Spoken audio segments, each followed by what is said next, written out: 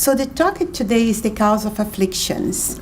And this is something that I'm sure is going to talk with each of us, because all of us go through our afflictions, right? This is something that we know how to do very well. We are learning to let go our afflictions. Like the talker said, we are learning to let go those thoughts that disturb us so much. And we are going to walk through the steps so we'll feel more empowered to do so when we go through life facing our afflictions. And this is something that we are used to do, because we have not learned yet to face our difficulties in so many levels. There are so many lessons for us to learn. So we are more used to be scared than confront the situation and resolve. First, we scare ourselves. Then we learn. When we learn the lesson, that doesn't scare us anymore, right? So many affliction we have in the past that we learned to overcome, now we can handle quite well. Do you agree with me? Yeah. But sometimes when we do not understand, when we don't know what is happening, when that feeling, that thought takes over, we suffer affliction. So we are going to see all the viewpoints so we'll be more empowered to understand. So those are the books that we study. Of course, the gospel is the majority lessons. The Beatitude, Blessed are the Afflicted, the Heaven and Hell. And those three books, I just put it there for the Portuguese speaking, unfortunately has not been translated yet.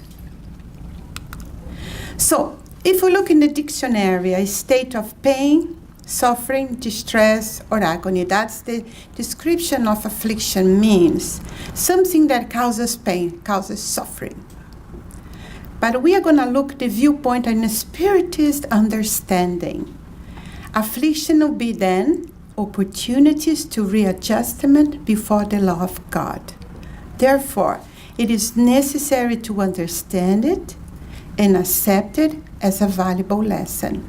And that goes, sometimes we have a negative thought. Have you experienced have a negative thought and you try to put a positive, but you are right back there? You try, but you're right back there. So we are going to understand the importance for us to understand, and not just understand, to accept. That's our goal for our talk today, for us to ask Jesus' help, for us to understand what causes our afflictions. So when we understand, we can accept. When we accept, we can transform. And that's our goal, to transform, to go from that state of affliction to embrace the difficulty and overcome the obstacles that is present ourselves. So in our understanding, we learn through the gospel that we have already wasted many incarnations because we didn't know how to do that. We get immersed in that affliction and that suffering, and we got lost and we lose the incarnation. And we have already wasted many incarnations. So now, in this incarnation, we understand that we are in our best moment. Now we are the most gracious being we ever been. And therefore, we are more prepared to go to this understanding, this acceptance, so we can surrender to the lessons that is presented to us and learn. So in the gospel, when Christ said, "Blessed be the afflicted, for the kingdom of heaven belongs to them," he did not refer to all those who suffer, seeing that everyone on earth suffers, whether they be seated up at thrones or lie up a straw. But Allah so feels sorrowful well.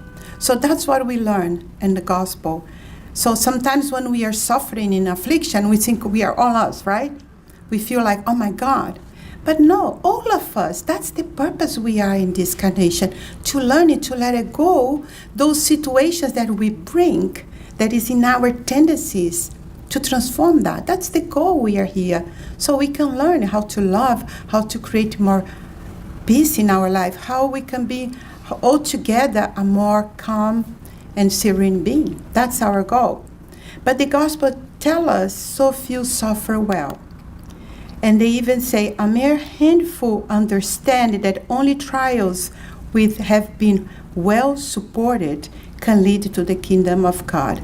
So you start in understanding there is understanding that a purpose for this suffering. When we don't embrace that purpose, we waste the suffering. That's what we call the unnecessary suffering. We suffer and go nowhere. Who knows what I'm talking about? Okay, we all been there, right? Everybody. So let's see the causes of present-day afflictions. The vicissitudes of life are of two kinds, or if you prefer, stem from two different sources, which are important to distinguish. Some have their cause in a present-day life, while others arise outside this present life. So what's the cause from this present life? Our own thoughtlessness, pride, or ambition, our vanity, our lack of discipline, misconduct, or from not knowing how to limit our desires, our weakness, or indifference. So there are many people suffering in our lives. Many people. Some have a broken heart. Some has an affliction that they do not understand. But we start to understand that 90% of our suffering comes from this incarnation itself. Many people I heard has a lot of desire to go past life transgressions because I want to discover the source. But when we understand that 90% of our suffering comes from these conduits that we have here, of course there are some from past life that we are going to see later, but the majority of the suffering is coming from those situations that we hear. So many times in our ambition, we're working so hard, and that creates so much ambition when we do not prioritize the balance, our well-being. How many people get so successful, but they lose their health, right? So many times, our lack of discipline creates so many difficulties. So all the vicissitudes that we are experiencing, they are mistakes that we did, the choices that we make against the laws, the divine laws that create a lot of difficulties in our lives. So our afflictions are therefore the fruit of our imperfections. And the consequences, the mistake we have done, and all the choices we make through the time. Many times we have a choice, we make a choice in some mistake, but we don't see then. But times pass by, we start experiencing the consequence of that choice. And then we're becoming aware that maybe was not the best choice for us. And that's the way we learn. So many people get ruined because they don't have perseverance, or they have all the bad behaviors that they are not aware that is creating all that affliction. And many times, the afflictions we suffer is from excess of many orders that we experience in life. We are not able to set the limits for ourselves, and we endure in a lot of suffering. So if we experience right now some kind of affliction, it would be imperative that we started to interrogate our own conscience so we can understand where does this affliction come from. And many times, just by doing this work, creates a great shift in understanding, because many times we suffer the affliction, but it's less humiliating if I blame Angela for it. That's the way I'm feeling because of her, because of him, because of another person. But we understand that whatever we experience is a consequence our making choices and or the way we face them, and that determines the amount of affliction. So we can increase our affliction, or we can diminish our affliction, depending on how we handle the situations that present itself for us. And that's the own learning for us. So we are going to take a moment now and meditate over each of us have an affliction of our own. And I passed by some paper this one, a wonderful book, The Religion of the Spirits. Everybody has one? Does anybody needs one? Raise your hands. Okay, Veronica, one person behind. Do you have some more there? No. Okay. No. Do we have more here in this? Luciana, do we have any more?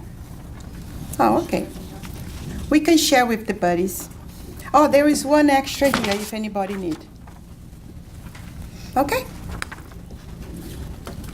So, it is, I brought one for each one because I think it's so cool to read that. I had so much understanding when we started seeing that every vicissitude we have has an affliction that is attached to it. So we have a more understanding. So I'm going to pick some, like the affliction of indiscipline is called disorder.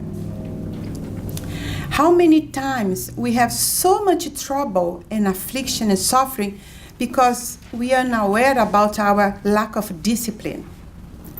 How many people sometimes forget to pay bills, damage their credit, then they cannot get a loan. It creates a lot of disorder in our life because we don't know how to be disciplined in our financial matters.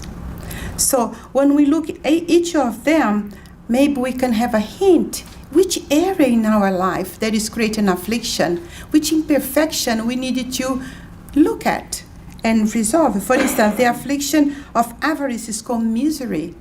So if I had too much attachment to money and I started being cheap in every single matters, my life go miserable. Because you suffer every time you need to spend some money.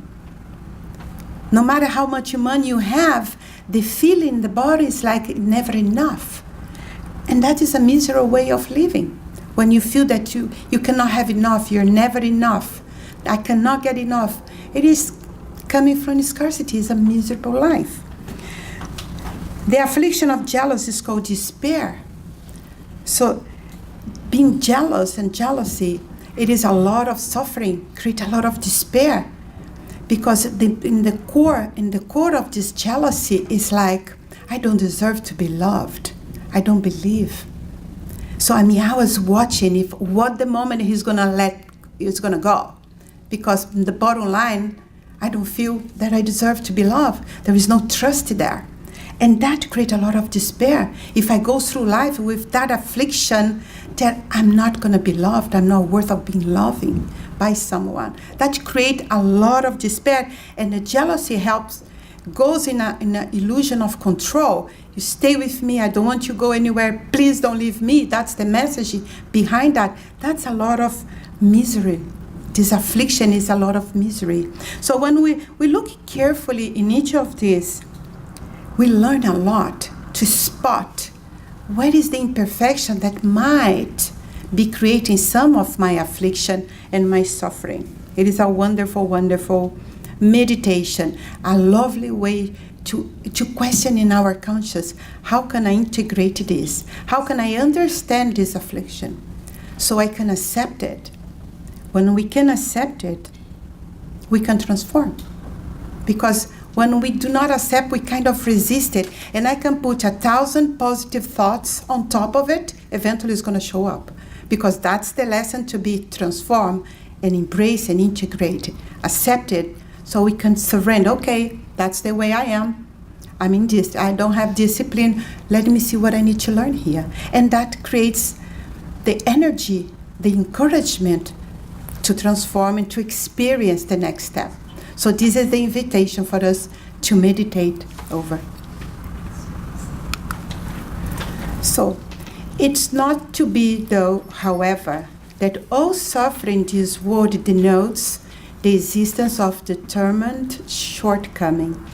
Many times it is simply an order requested by the Spirit which will help towards purification and active progress. So sometimes most of our difficulties and afflictions that we endure, we forgot. But we deliberately request the experience to learn, to improve our resilience in that area. Because we knew that that's the only way for purification and active progress. It's hard to believe that we ask those things, isn't it? Sometimes when you experience the suffering, the pain, But many times we requested that because we knew we needed to endure and learn to understand and accept. Is very humbling to accept. And it's very humbling to surrender. Okay, let's see what I need to learn here. And trust that we are going to see the other end. Very important. So the vicissitudes of life derive from a cause. And as God is just, so then the cause must also be just. This is what each of us must convince ourselves of. Have you ever picked yourself, maybe not now that we are studying, but sometime in life, that you can't believe that's happening to you after all you've done and you experienced that? Feels like a kind of injustice. Have you ever crossed that thought sometimes? And this is something we need to change. We need to define this thought because God is just. There is no wrong address in any experience of us. So when we learn that, we relax a little and say, I might not understand, but God is just. So whatever is happening is just perfect. It's just. Because our Father takes care of us, and the divine justice is impeccable.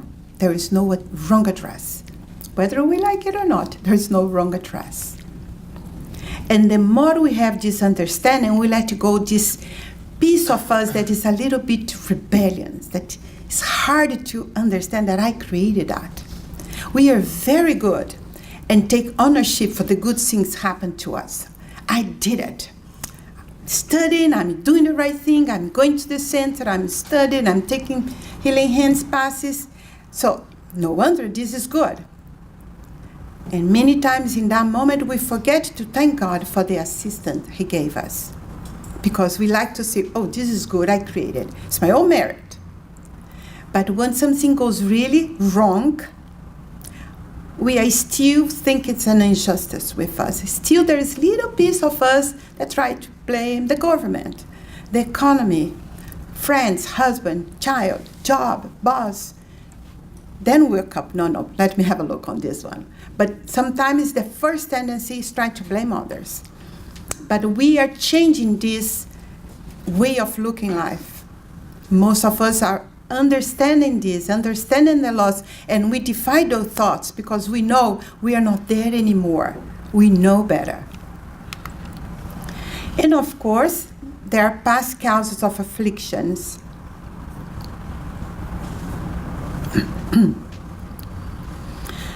Although there are misfortunes in this lifetime caused by man himself, there are also others which seem to be completely strange to him and which taught him like fate.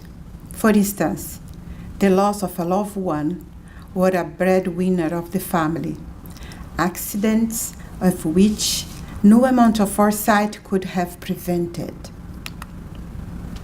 Reverses in fortune with precautions and judicial counseling could not avoid. Natural disasters, infirmities from birth, especially those which make work or the earning of a livelihood impossible, such as deformities, insanity, idiocies, etc. And this is the moment when we encounter with those afflictions, that situations that is so overwhelming big, because that can shake someone's universe and transform immediately their life. Those are the moments, the importance for us to have an understanding. I don't know how that happened, but I surrender that there is a reason here, and the way we face those afflictions is completely different from despair.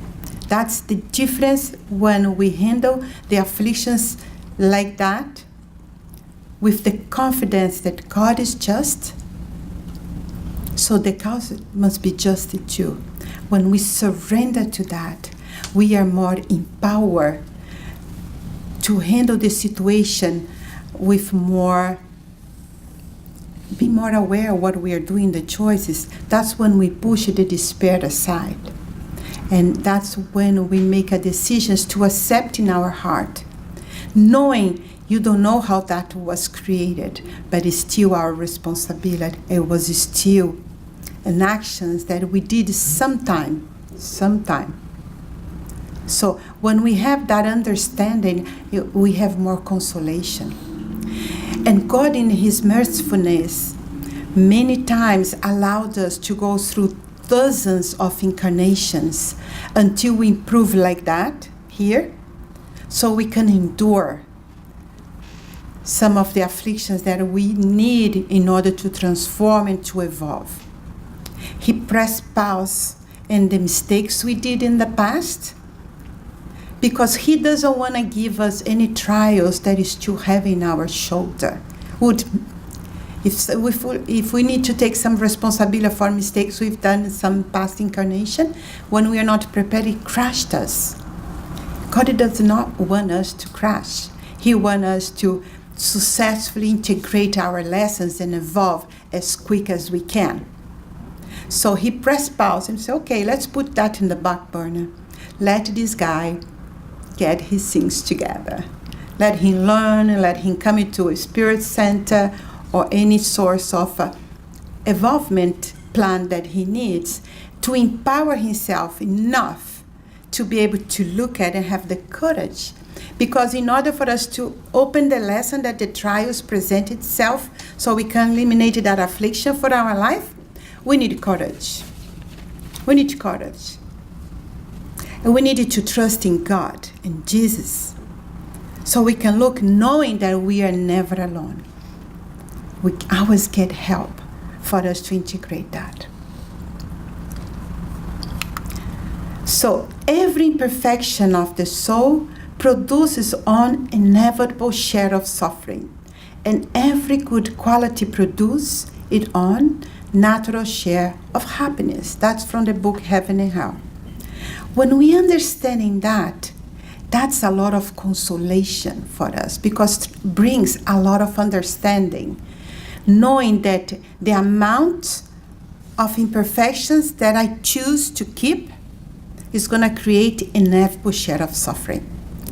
So understanding that when I search for the good qualities and virtues, I'm going to create a good share of happiness. That puts things in perspective. Take us from that hopelessness feeling when we are in an affliction. We are thinking, oh, there's no light in the tunnel, the end of the tunnel. For me, that is very inspiring to understand. There is not a single imperfection of the soul that does not bring unpleasant, inevitable consequences. There is not a single good quality that is not a source of happiness. So if we are experiencing a lot of affliction and difficulties in our life, that means we are having a lot of imperfections that we are not looking at. So when we start meditating, doing that, questioning our consciousness, if I'm creating all this affliction, let me see which actions I'm taking, which choices I'm making that is creating this suffering, knowing that is not your grace, the most gracious one. Because we know that imperfection creates unpleasant, inevitable consequences. So there is no way my indiscipline that, I'm not going to do that now.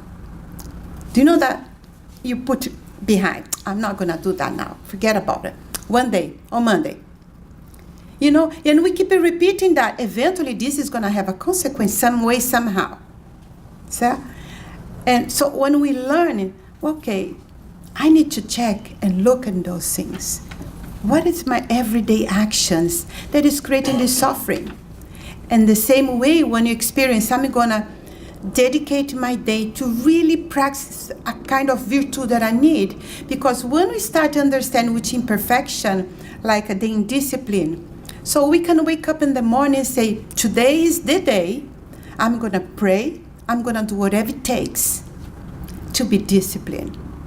And that's what Joanna de Angelis say, to replace the positive thought. So you create like a mantra for your day.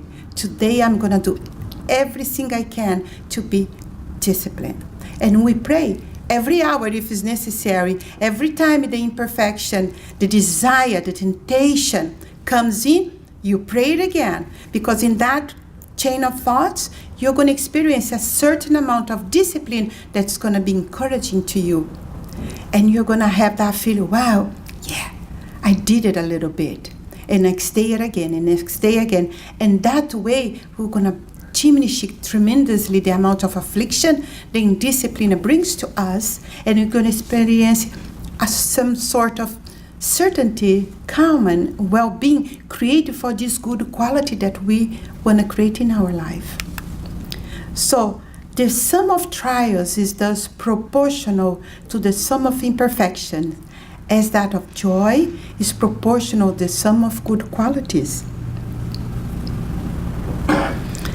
For me, this is very inspiring to look at, and inspire me to work on my inner transformation and see which quality I need to overcome this difficulty I'm experiencing. And that takes us from that amount of thought that sometimes paralyzed us.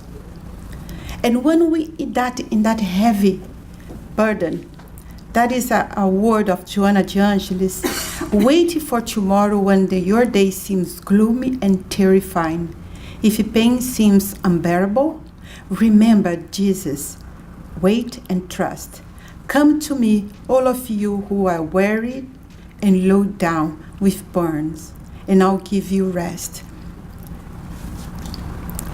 The moment that we need to surrender and say, I cannot do this. I'm tired. And that is, for many levels, a good news. Because sometimes we have the illusion, I can do it, and you go for it, and you go for it, and you go for it, and keep persevering. And the imperfection that you think you're doing the right thing, but it's not, is creating a lot of suffering. Many unhealthy self-sufficiency, I don't need help, I can do it. We forgot to include Jesus. We forgot to include God in this scenario. So sometimes it's a good thing when you say, okay, I cannot do this anymore. You get tired of yourself and your imperfection. I've experienced that. I wake up and say, I cannot take this anymore. I'm tired. That's the time that comes to Jesus. That's the moment that we say, okay, I need to surrender. I need help. I need to ask Jesus. I need to sometimes ask professional help if you need so. But the most important is to be aware how exhausted and burdened you are. So we can start, okay, I need to look at a different scenario to change that. And for sure, coming to Jesus and applying the lessons, the rest he gives is a good step. And that reminds us how important it is for us to create a relationship with Jesus, a relationship with God. Because many times we forgot to have that one-to-one conversation, really heart-to-heart with God, with Jesus, because they know us. They know every fiber of our being. We don't even need to say much, but just say, I'm here. I need a rest. Help me.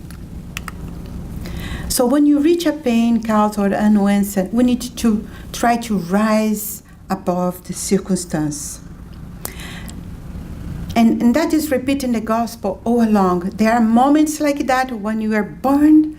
We need to learn to rise ourselves above the circumstance. That's an invitation for us to look at life from the mortal being's eyes. Because every time we are burned, probably we are here looking just with our material eyes. When we remember we are child of God, and look at the circumstance with our immortal eyes, immortal being eyes, we rise a little bit. We detach a little bit of the circumstance so we can lean. And this is a very important lesson in the gospel for us to learn. So, well said, Marcelo, in the beginning, when we have a lot of thoughts and we are immersed in that circle of afflictions, negativity, we get discouraged. Many people get so burned down, and it's like a spiral down. It's very, very important that we learn to rise above the circumstance, learning that we need to say next to get out of there. Very important word. We need to learn to say, next, we need to get out of here and look at this situation from another viewpoint. And for that, we need our will. That's the potentiality of our soul. We need to awaken our will to see our immortal being. Who has the will is the immortal being. When we are immersed in the affliction, our will is like spaghetti arms, doesn't have force. Our will is torment. But the immortal being immediately awakes a little bit the will. So it's our responsibility to strengthen our will so we can learn to look at the afflictions, the trial that it presents to us, and have a look, what a lesson I need to learn here. That takes us from our defense mechanism of getting excuses, justifications, or blaming others. That helps us to take responsibility to look and say, well, let me see what I need to learn here. And in that moment, all those thoughts that are circulating, we were stuck, is a little bit detached from us. From that space, we can learn through our will, take our attention that is focused on the problem and put elsewhere, put in the solution, put in asking Jesus help, put in looking which imperfection I need to look at and diminishes. Because where we put our attention grows. Have experienced, have a problem, and you think, oh my God, what I'm gonna do? And you go to bed and you start thinking, 2 o'clock in the morning, the problem is this giant. It's just me that experienced that? Nobody? In the middle of the night, right? Sometimes you take a shower and you eat and you're thinking that affliction, it's consumed us. That is not suffering well. So we need to learn to strengthen our will so we can be aware of what's happening. Okay, let me have a look. What lesson I needed to learn here? Okay, I need to learn a little bit more discipline. So you're going to use your will, determine decisions, everything that we are learning here to put in practice. So we can learn to focus, put our focus, our attention in the solution and the lesson that is going to be learned and help us transform. And remember, where we put our attention, grows. So we are learning, instead of growing our affliction, grow our virtues, our encouragement, our discernment, our wisdom and connection with God. That's why Jesus said, pray and be vigilant. So when we are vigilant, we are not so attached to the affliction. We can look and say, I have choice. I can learn this. I can embrace this. We are more empowered. And that when we try to rise above the circumstance, we are going to learn, sometimes we are resisting the lesson. We are rigid and attached. We are scared to learn the lesson. And just by rising above the circumstance help us to stop resisting. And that's when we can detach a little bit and look. I don't know, I did a talk in the past and talk about the corn in the popcorn. Have you heard that? So I'm going to repeat. I love to repeat this because for me, when I read it, oh my God, that's what I'm doing. The corn, right? We put the corn in the pan, and the corn is going to go through the heat. That's the movement, right? When heat really hard, the popcorn jump. He does not resist the heat and transform. And pop is light and adorable popcorn that everybody loves, right? But the corn that resists the heat, rigid, what happened? He stayed there, get burned. They throw out. He doesn't learn the lesson to be light and fluff. So we need to learn it to see, are we facing our problem like a popcorn? Or like that corn that get burned, rigid, and resistant and goes through the garbage. Nobody wants that. So that helps me when I'm like this and say, popcorn, popcorn, popcorn. Immediately help me to rise above the circumstance. It's not that funny. Sometimes prayers do not help when you are like this. But for me, the word popcorn, I'm being rigid here. Let me relax. And that helps. So I always share that because helped me so much. Hope it helped you too. So, this suffering, when we are like the corn resisting the heat, is that when we create those amount of thoughts that Marcelo was talking about, getting rigid, and we think more and more, create this density around us. And from that space, the good mentors cannot get through us. That creates a barrier, that rigid thought, I don't want to do that, I can't do that. Our resistance, it is impossible for the good spirits to help us, and they respect our free will. So they are there waiting until we realize, and then popcorn, the mentors come and help us. And that's why in the Spiritism we learn, without charity there is no salvation, because sometimes when we are like this, and you see like you cannot rise above the circumstance, press pause and say, I need to do something, and try to help someone else. Because then what happens? You take your attention out of your affliction and put elsewhere. And that's when we relax a little bit, and that's when the mentors can, any window of opportunity, of thread of energy, they enter to help us. So the goal is for us to get rid of useless burden of affliction that no avail. Revive and serve in the frame of the trials where you stand. In the stand of perfection, let us begin by watching ourselves, correcting in ourselves everything that we dislike in our neighbor. That's the starting point of our inner transformation. A lot of affliction we are able to dissolve when we becoming aware that whatever we dislike in others, it is a reflection a little bit of us. So when you start correcting here, what I don't like there, a lot of affliction dissolves, because we are stop the game of blaming, pointing finger, and look elsewhere a way to resolving the feelings I'm having here. So it's like taking responsibility. Whatever I perceive, it is mine. Because if you have something that I do not like it, we are going to have a little trouble.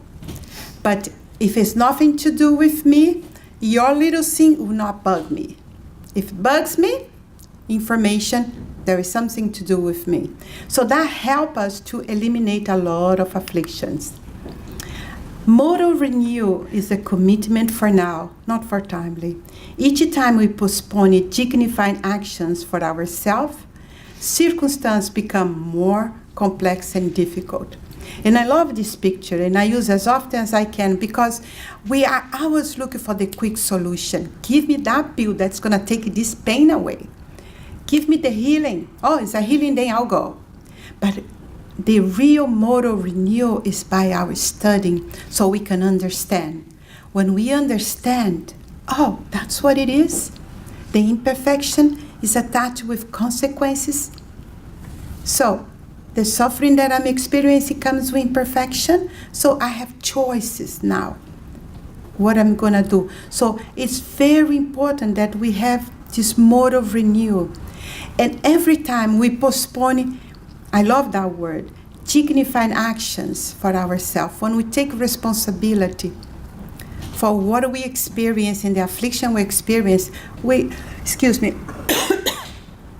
have more dignity, because we started the other mechanism games that we play for not to feel the burn of the consequences of our suffering. So the moral renewal, it is a must. Otherwise, the situation gets complex and complex and complex. So the joy of being present, being mindful of your choice and your actions. As soon as I see a difficulty, we handle. When we ignore and put in the back burner, or get rigid and let burn, it gets more and more complicated.